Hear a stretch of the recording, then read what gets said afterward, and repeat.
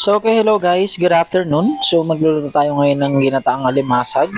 Lagyan natin ng kalabasa, pechay, sitaw, siling green, at saka yan, bawang, sibuyas, tsaka luya.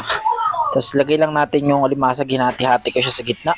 Tapos, lagyan natin siya ng kalabasa. Eto na yung gata. Tumigas, nilagay ko kasi siya sa rep. Lagay muna natin yung unang gata. Yan yung pangalawang piga niya pala. Pangalawang piga, saka natin siya isasalang. Lagyan natin ng paminta. Lagyan ko lang ng paminta, asin, tsaka magic sarap. Tapos yan, para lumambot lang yung kalabasa. So yan, prepare na natin yung sitaw, siling green, tapos yung ating pechay. So yan.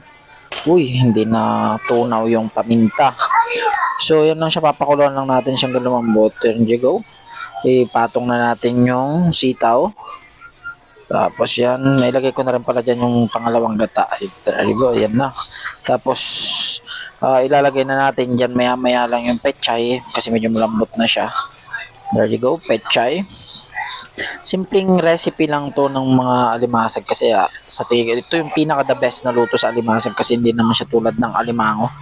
So ayan, pinatong ko nga pala yung pranito kong isda kahapon para mapasama siya, magiging masabawan din siya ng gataan. Tapos yan, ready to eat na. Lagyan, sausawan lang tayo ng patis, sili, tsaka kalamansi. Tapos yung ating mga soft drinks, lagyan natin ng cube ice para malamig, para mas masarap ang kain. So ayun, come on guys, let's eat. This is our dish for the day.